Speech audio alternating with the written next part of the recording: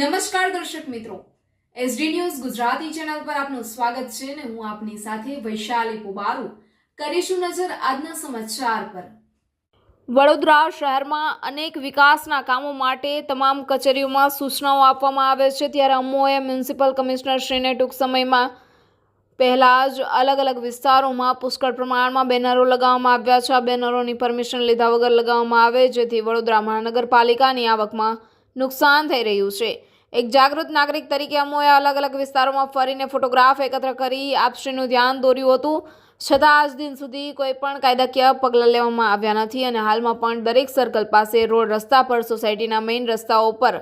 સાથે જ જે તે ધાર્મિક સ્થળોએ પોતાની જાહેરાત અને માર્કેટિંગ કરવાના હેતુથી અનેક લોકો બેનરો લગાવી વડોદરા શહેરને કદરૂપું કરાવવાનો પ્રયાસ કરી રહ્યા છે। ત્યારે વડોદરા શહેર સંસ્કારી નગરીમાં અનેક યાત્રાળુઓ સાથે દેશ વિદેશના લોકો વડોદરા શહેરની મુલાકાત લેતા હોય છે, ત્યારે કેટલાક વિસ્તારોમાં બેનરો લગાવી જાહેર જગ્યાએ નુકસાન પહોંચાડી રહ્યા છે। સ્વચ્છતા અભિયાન અંતર્ગત વડોદરા શહેર કોર્પોરેશન સુરત, અમદાવાદ, રાજકોટ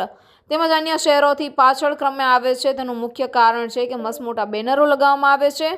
તે જગ્યાએ અનેક લોકો પુષ્કળ પ્રમાણમાં ગંદકી કરે છે। અમોએ જે પણ પુરાવા રૂપે ફોટાઓ આપ્યા હતા, ત્યારે આજ દિન સુધીમાં કોઈ પણ પગલાં કેમ લેવામાં ન આવ્યા, જેથી અમો આજ આવેદનપત્ર આપીને રજૂઆતો કરીએ છીએ કે વડોદરા શહેરમાં અનેક સ્થળોએ પરવાનગી વિના બેનરો લગાવવામાં આવ્યા છે, તેને તાત્કાલિક ધોરણે જપ્ત કરવામાં આવે, સાથે કાયદાકીય કાર્યવાહી પણ કરવામાં આવે, તેથી એક દાખલો બેસે, કારણે વડોદરા શહેરમાં કોર્પોરેશનની તિજોરીમાં આવક ઊભી થશે તો જ વિકાસલક્ષી કામગીરીમાં પણ રાહત થઈ શકે છે, જેથી આપશ્રીનું ધ્યાન દોર્યું છે અને જો આ કામગીરી તાત્કાલિક ધોરણે નહીં કરવામાં આવે તો અમો ઉપર સુધી રજૂઆતો કરી આંદોલનનો માર્ગ અપનાવીશું। તેને ધ્યાનમાં રાખીને વહેલામાં વહેલી તકે સંપૂર્ણ બેનરોના દબાણો દૂર કરશું તેવી આશા અપેક્ષા રાખીએ છીએ। Reporter Jayesh Prajapati, SD news Gujarati, Vadodara.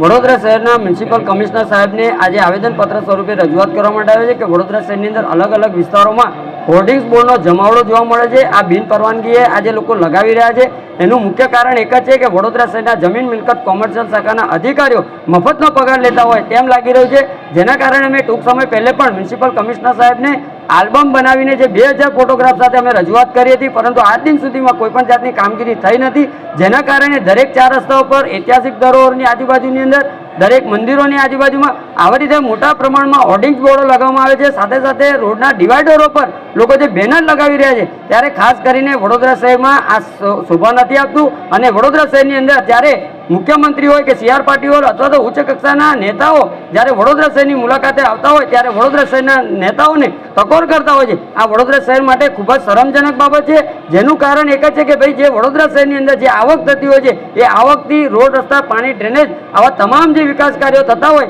ત્યારે જો કદાચ વિકાસથી વંચિત વડોદરા શહેર જોવા મળતું હોય, એટલે ખાસ કરીને આવા તમામ જે પણ હોર્ડિંગ બોર્ડો છે એને તાત્કાલિક ધોરણે દૂર કરવા જોઈએ તેવી અમારી માંગ સાથે આજે રજૂઆત કરવા માટે આવે છે।